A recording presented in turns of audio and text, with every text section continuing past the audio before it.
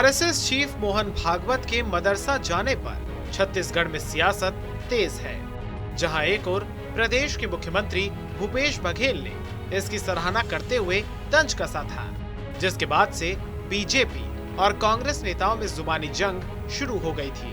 और अब आरएसएस के राष्ट्रीय कार्यकारिणी के सदस्य और बीजेपी के पूर्व महासचिव राम माधव ने अपनी प्रतिक्रिया दी है।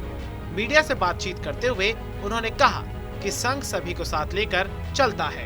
हम कभी भी राजनीति या फिर सरकारी कामकाज में हस्तक्षेप नहीं करते, बल्कि जरूरत पड़ने पर केवल मार्गदर्शन करते हैं। हमारी किसी भी राजनीतिक दल से कोई शत्रुता नहीं। हम तो चाहते हैं कि सीएम भूपेश बघेल भी हमारी बातें सुन लें।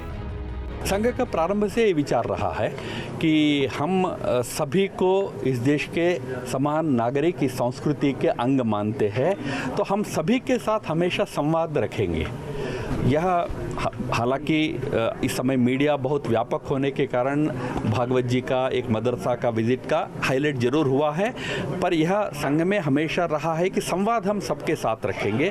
गुरुजी गोलवकर जी के समय भी संवाद होता रहा मुस्लिम समाज के प्रमुख लोगों से के साथ। बाला साहब देवरस जब आरएसएस के चीफ थे, उस समय जमात इस्लामी के साथ उनका बातचीत होता था, मस्जिद के वगैरह के कार्यक्रमों में भी उनका निमंत्रण मिलता था। हम किसी को अछूत नहीं मानते हैं। हमारा जो विचार है इस देश धर्म संस्कृति को लेकर, उसको सबके सामने रखने के लिए संघ हमेशा रहता है। उसी संवाद की प्रक्रिया में सत्संग चालक जी ने कुछ मुस्लिम नेताओं से मिला था।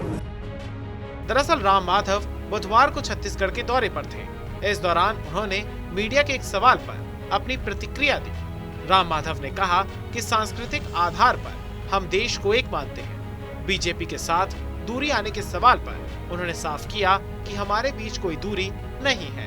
प्रधानमंत्री नरेंद्र मोदी समेत संघ से निकले कई लोग आज सरकार में अच्छा काम कर रहे हैं। उन्होंने कहा वो हमारे ही लोग हैं। साथ ही उन्होंने कांग्रेस पर भी निशाना साधा।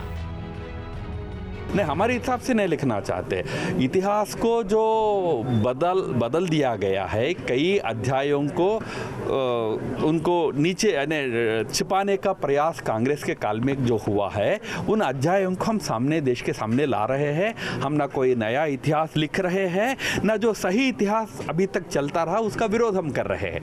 हम जो इतिहास के वो पन्ने जो विलुप्त हो गए थे उनको देश के सामने ला रहे हैं। सुभाष चंद्र बोस हो, सावरकर हो और अन्य अनेक महापुरुष, वल्लभ भाई पटेल हो, अनेक अन्य महापुरुष हो, उन सभी का जो योगदान देश के इतिहास में रहा है, आज़ादी के आंदोलन में रहा है, उन सभी अध्यायों को, इतिहासों को आगे लाने का प्रयास हम कर रहे हैं। जब माधव से पूछा गया कि संघ की जो सोच गांव को लेकर रही है, वैसे ही भूपेश बघेल भी कर रहे हैं और ग्रामीण क्षेत्रों के लिए लगातार काम कर रहे हैं, तो उन्होंने कहा कि छत्तीसगढ़ में कुछ चीजें ऐसी हो रही हैं जो नहीं होनी चाहिए, उस पर नियंत्रण रखना चाहिए। इस बीच उनका एक वीडियो भी सामने आया है, जिसमें राम माधव ये कहते हुए नजर आ रहे हैं कि द्वापर में राम आए थे और कलयुग में संघ। द्वापर में कृष्ण आए, यानी त्रेता में राम आए, द्वापर में कृष्ण आए, कलयुग में राम माधव है, कलयुग में संघ है। रायपुर में राम माधव की लिखी हुई किताब पार्टीशन फ्रीडम का विमोचन किया गया। इस मौके पर उन्होंने विभाजन की त्रासदी को लेकर अपने विचार साझा किए। राम माधव ने कहा कि आजादी को हम श्रद्धा से याद करते हैं। हमें बरसों की गुलामी से छुटकारा मिला था, लेकिन विभाजन बहुत दुखद था। विभाजन के मूल में एक बात थी और वो थी हिंदू मुस्लिम। हिंदू मुस्लिम अलग है, ये स्वीकार करने के कारण ही विभाजन हुआ। लेकिन आज भी हमने इससे कुछ नहीं सीखा। आज भी हम अलगाववाद की भावना से ग्रसित हैं। आज भी लोग ये नहीं मान रहे कि हिंदू मुस्लिम एक ही हैं। माधव यही नहीं रुके, आगे उन्होंने कहा कि आजादी के समय कांग्रेस कट्टरपंथी अलगाववादी मुस्लिम नेतृत्व के सामने झुक गई। इस कारण मुस्लिम लीग ताकतवर हो गया, जिन्ना ताकतवर हो गया।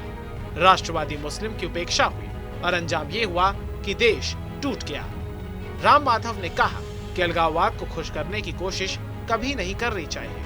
पीएफआई के ऊपर भी आज कठोर कार्रवाई इसलिए हो रही है क्योंकि वो भी आतंकी गतिविधियों को प्रोत्साहित करने वाला संगठन है।